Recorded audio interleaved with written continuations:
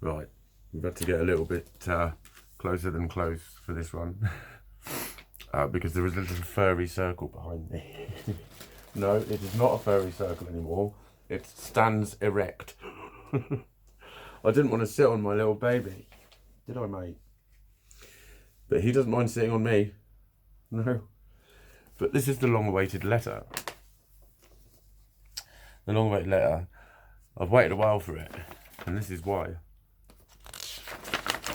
He's written quite a lot about me. Which is good. It's good. It's like he's doing what he said he would do. I now have to wear my glasses because I fucking have to wear my glasses. It's no longer about looking scientific. But I like that I can look a little bit like a fucking strict granddad. But fucking hell, I think I need to fucking get these tuned. Fuck's sake. But this was interesting. So it was a schema model of therapy that I did with the young schema questionnaire. It's only a little baby schema. One day it wants to be a grown-up schema. I've never heard of schemas. Have you heard of schemas? But I summarised it as, is that what I mean when I say I can feel my thoughts? And everyone tells me I'm mad. But that's nothing new. Everyone's always told me I'm mad. There's something very wrong with me. Fucking wrong. There's been something wrong. Wrong. So the schema, but I want to get hold of the graph for this because this was the first time I had my ass handed to me on a plate, because there was 15 bars on this graph, and 5 of mine were between 7 and 8, the top fucking mark. And again, it was like it tends to group into one. So it was like, it reminded me of stuff I did when I was in the recovery fellowships. And it's like they break it down into social, sexual and security instincts. So social instincts to do with how you're perceived by others, and sexual is obviously your sexual needs, and security is things like the roof over your head and food and that sort of stuff. Well, this separates it similarly, but into 5 main categories, and then those are then subdivided into a further 3 for each one. So you get a much more detailed picture of particular aspects of your life. But the thing that he said with those is that when they are between 7 and 8, the thing that is significant about them is that they will be prevalent in every single human interaction that you have. And I was like, you fucking what? So 5 out of my 15, a third of my perceptions are fucking basically a dick. A fucking self-centered fucking dick that always thinks that everything's about him and everything's always against him, and all the negative shit that I've always had said to me because of how my personality is interpreted. So not only do I have trouble interpreting the intentions of others, society can't interpret me. It's always interpreted me back to me as being not me, which is like, this letter really fucking underlines that.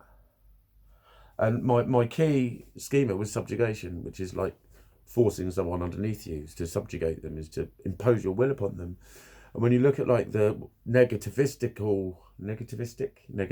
personality disorder, which sounds like it's being negativistic, it's not. It's quite binary. It's one or the other sort of thing, but they're both coexisting. So it's like needing to be controlled and needing to be told what to do because I feel I have no confidence in decisions. But then when someone does take over, it's, you're fucking subjugating me. How fucking dare you? I know what I'm fucking doing. Basically, a 3-year-old. So when you're told shit like that, no fucking wonder you think, no wonder people don't want to be around me. No wonder I spend so much time alone. No wonder I've been single for so long. All that sort of shit. Any fucking one of you would. I fucking promise you. If you took those tests and you had that fucking shit fed back to you, you'd just think, well, what's the fucking point? What's the fucking point? Is in this fucking letter. But where was it where he talked about... I will pull the fucking shit out of this in some other videos. But one realisation... one realisation you detailed to me is you can sometimes go into victim role when a schema mode has been triggered by what someone has said or done. In this role, you will often highlight to others why your voice, feelings and interpretation are valid or important, and they would often ignore, reject or dismiss this. Ignore, reject or dismiss this is the don't worry about it, we all go through it, you're making it up, basically. That's how it comes across. It just comes across as you're making this up.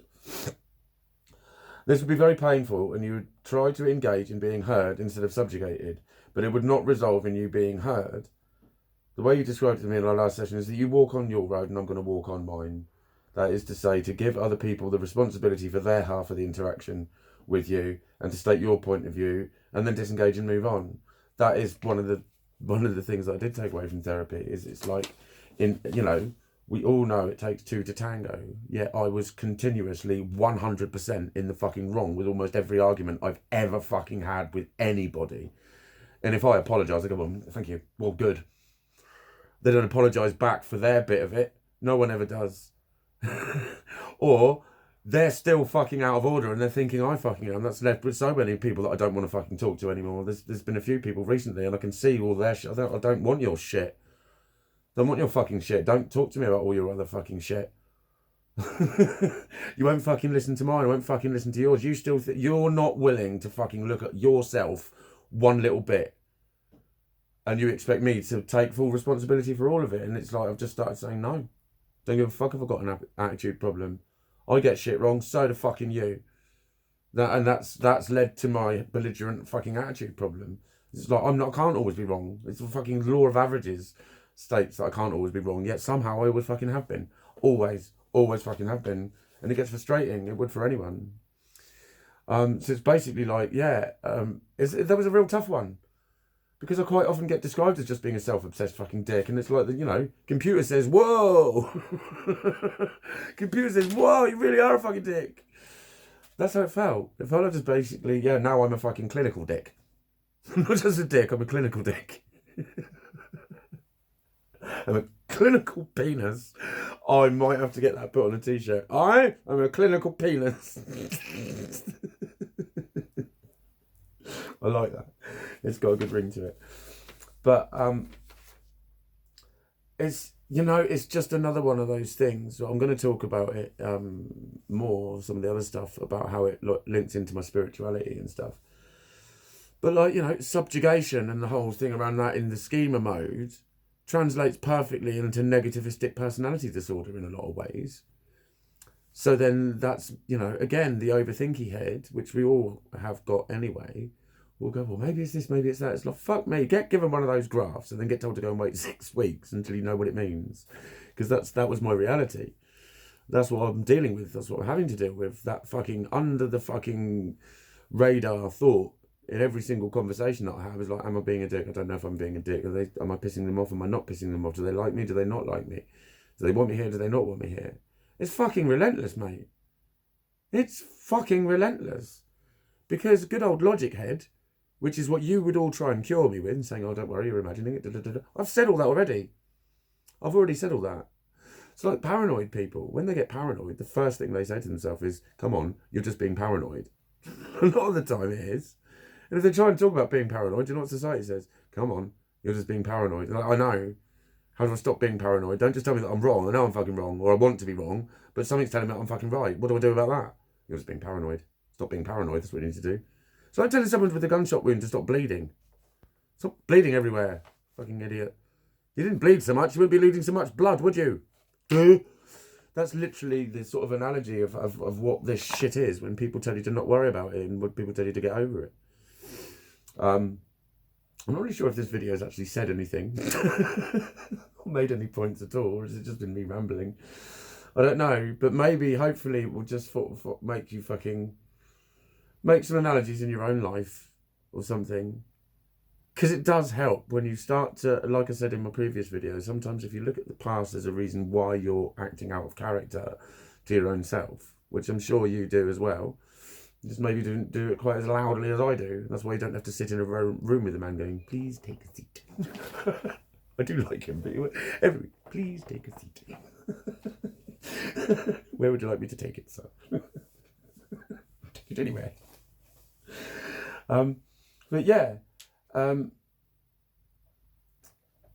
it's, you know, when you find that thing and you can actually start to think, hang on a minute, this could be an influence in why I'm feeling this way. This could be some of that stuff. You know, it's actually worth finding out what are those fears. Open them up. Don't be afraid of them. Don't be afraid of your fears.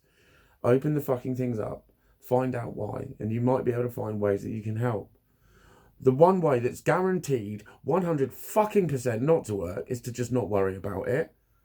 And to do what your mates say and just come out on the piss with us. I fucking guarantee it. Because that's what everyone's doing, believing that it works. And they're all brainwashing each other into believing that it works by telling each other such and such went through it and that's all they did.